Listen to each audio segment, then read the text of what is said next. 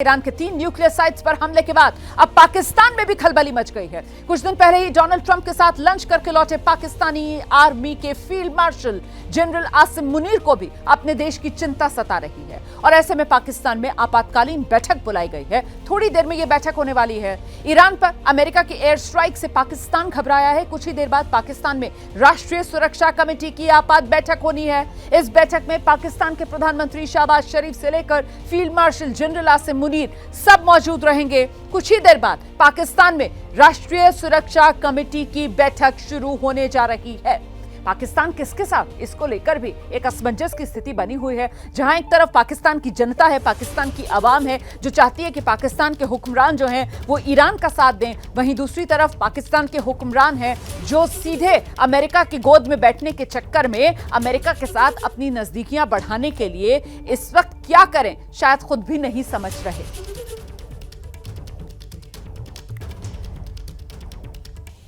तो ईरान और इजरायल युद्ध में एक बड़ा सवाल पाकिस्तान को लेकर बना हुआ है कि इस युद्ध में पाकिस्तान का स्टैंड क्या है। क्या इस्लामिक मुल्क होने के नाते ईरान का साथ देगा या फिर अमेरिका की गोद में बैठने के चक्कर में शांत रहेगा। पाकिस्तान से जो प्रतिक्रियाएं आ रही हैं वो सुनिए।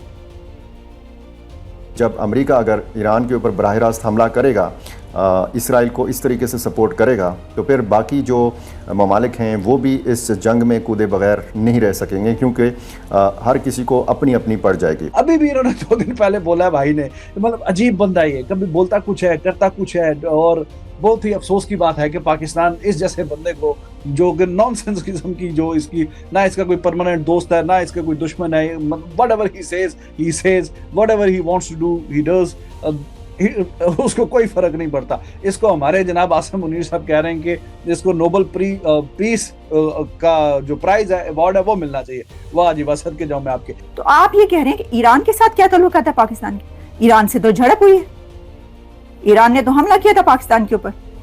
वो खुद तो पहले लड़ ले खुमैनी साहब, उसके बाद दूसरों को कहे। अच्छा चलें, ईरान जो है वो तो देखिए आपने जो है ईरान बेच दिया, ईरान के ऊपर जरूर कुछ ना कुछ बातचीत हुई है, ईरान का सौदा कर लिया है और ईरान पे कोई बहुत बड़ा कुछ जो है वो सौदा हो गया है, इस तरह की बातें हो रही हैं। इजराइल ने जितने भी हमले करे सब वायलेशन है।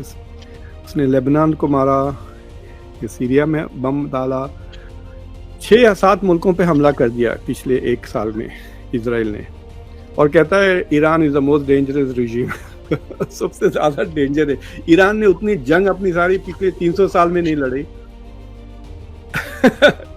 पिछली बार जब हमला किया था वो नादिर शाह था जो दिल्ली पे हमला किया था, उसके बाद किस पे हमला किया है ईरान ने?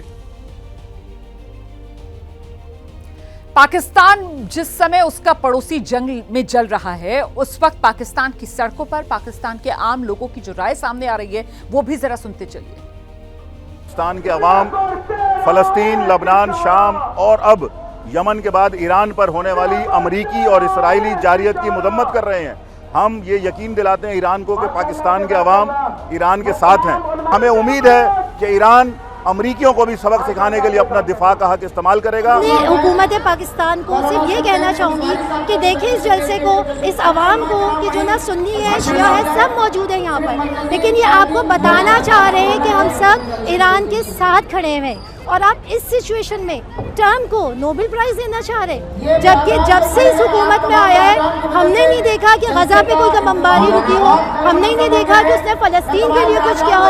एक पाकिस्तान और इंडिया की वो जंग कि जिसको पाकिस्तानी अवाम जंग ही नहीं कहती है, उसके सिलसिले में आप उसको नोबेल प्राइज दे रहे हैं, जो इस पूरी दुनिया में मुसलमानों पे जुल्म व बर्बरियत कर रहा है। ये कैसे अमन कायम करने वाले हैं कि जो इंसाफ से काम नहीं लेते? तुम्हें हक है कि तुम एटम बम बनाओ और हमें हक नहीं, जबकि हमारा बरादरी इस्लामी मुल्क तो कब से कह रहा है कि नहीं, हम बनाना चाहते ही नहीं है। कल की बमबारी बता रही है कि ये कोई नया हमला नहीं था, बरादरी इस्लामी मुल्क तैयार था इस हमले के लिए और वो भरपूर तैयारी से जवाब भी देगा। ट्रम्प की ना दोगली पॉलिसी है, मैं आपको बताता हूँ।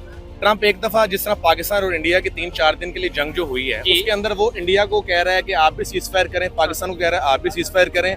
लेकिन अच्छा, यहाँ पे भी उसने ईरान को बोला है कि ईरान आप खामोश हो, जो इस मामले को मैं सुलह मतलब ऑन टेबल लेके आता हूँ, टेबल टॉक करते हैं। लेकिन वो जंगी बेड़े भी भेज रहा है। ठीक है, तो फिर तो उसकी दोगली पॉलिसी है ना। जवाबी कार्रवाई होगी और मैं ये एक्सपेक्ट कर रहा हूँ कि वो जवाबी कार्रवाई करें।